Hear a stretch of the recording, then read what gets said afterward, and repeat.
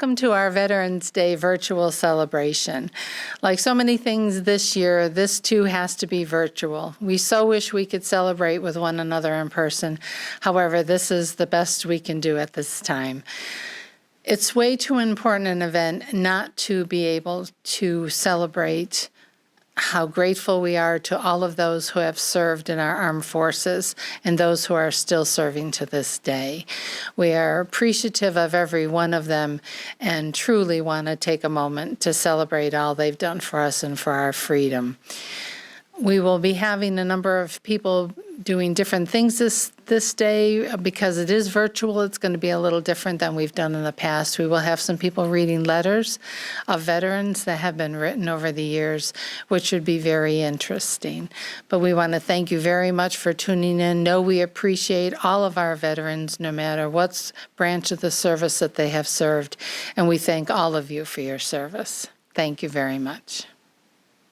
Oh, say, can you see by the dawn's early light what so proudly we hailed at the twilight's last gleaming, whose broad stripes and bright stars through the perilous fight o'er the ramparts we watched were so gallantly streaming, and the rocket's red glare, the bombs bursting in air, gave proof through the night that our flag was still there.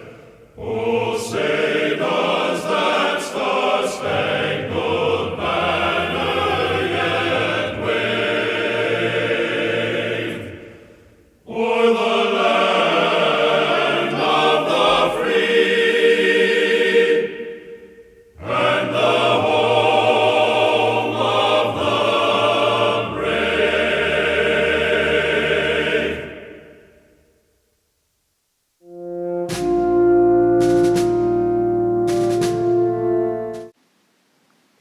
I pledge allegiance to the flag of the United States of America and to the republic for which it stands, one nation, under God, indivisible, with liberty and justice for all.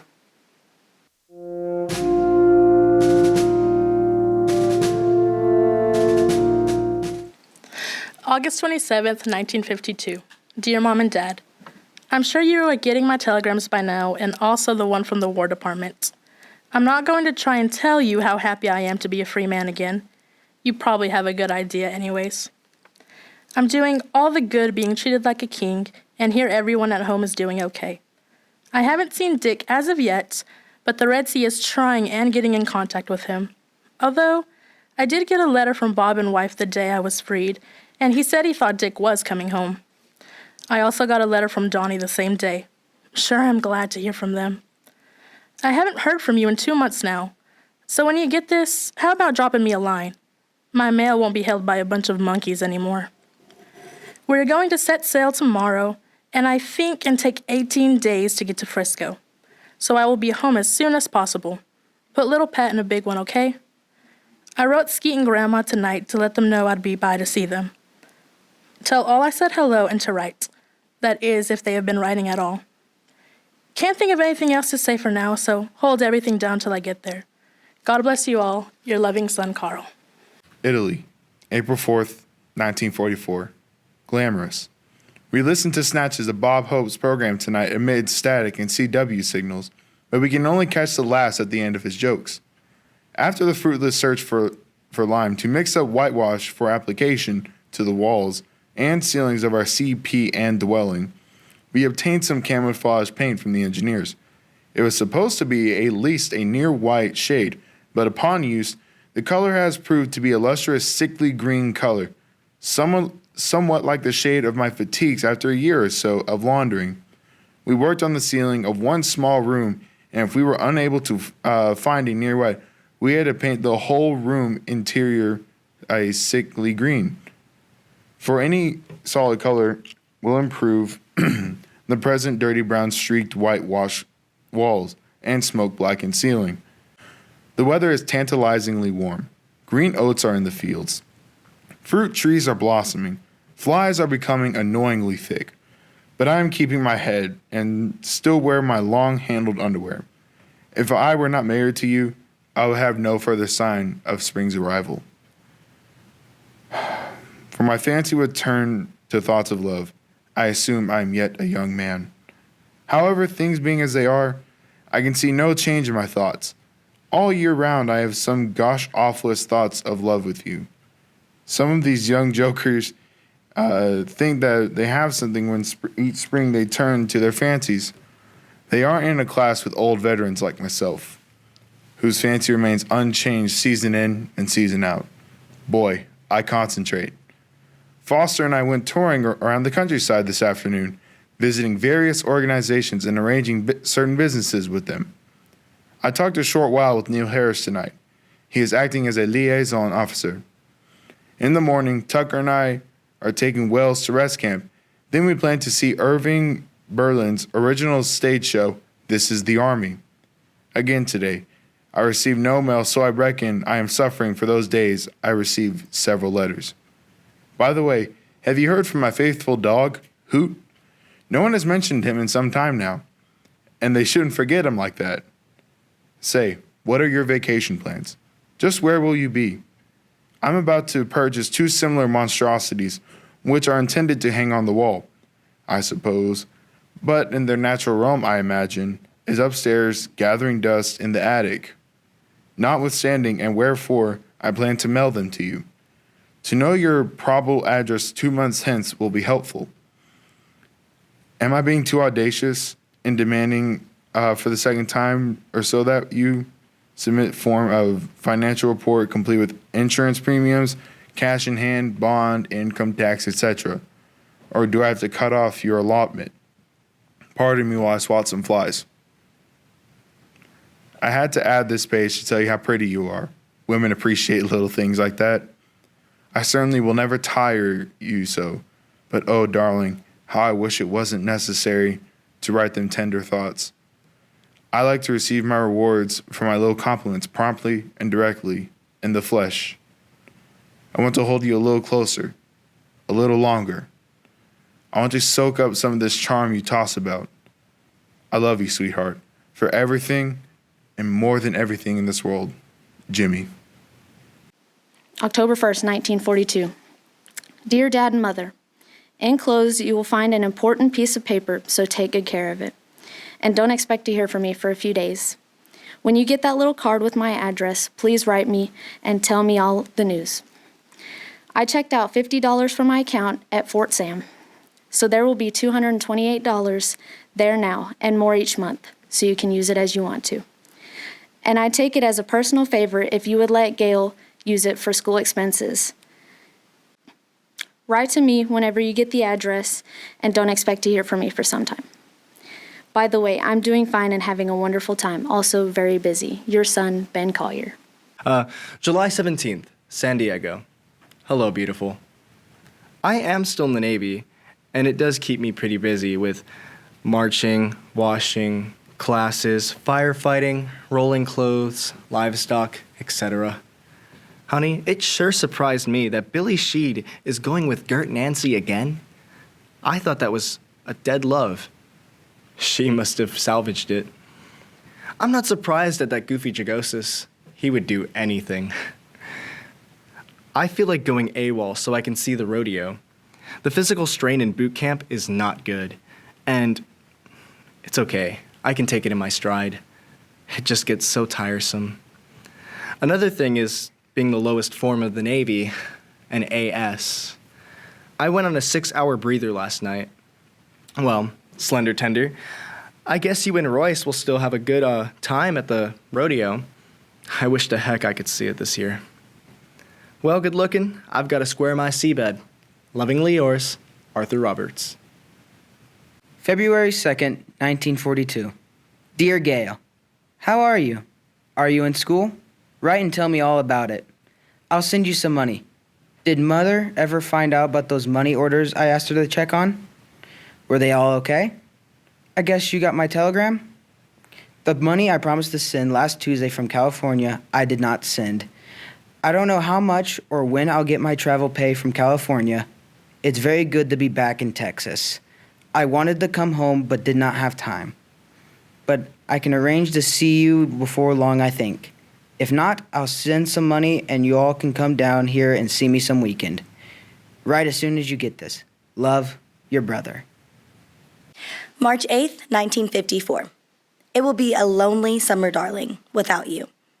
But someday we will be together soon, if it be the Lord's will. Do not worry about anything. It will all be waiting faithfully for you, no matter how long that you are gone. I love you and I trust you. I'm very lonesome for your words, and I cannot explain the heartache that I feel. Be careful and sweet like always. Soon you will be home. I thank the Lord that you are mine. I'm so proud of you. Let your anniversary be as happy as possible. It will be hard to take for the both of us, I know. But remember, no matter what, I love you. All yours forever. Your loving wife, Nan.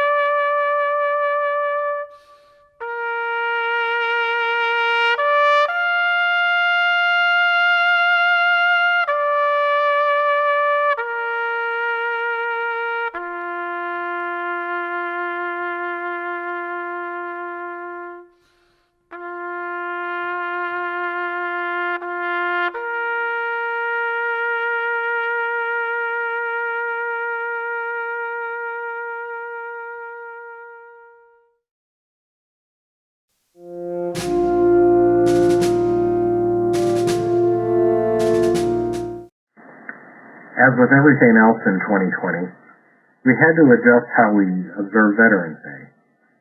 And even though we may have had to alter the process, Veterans Day does not lose its importance.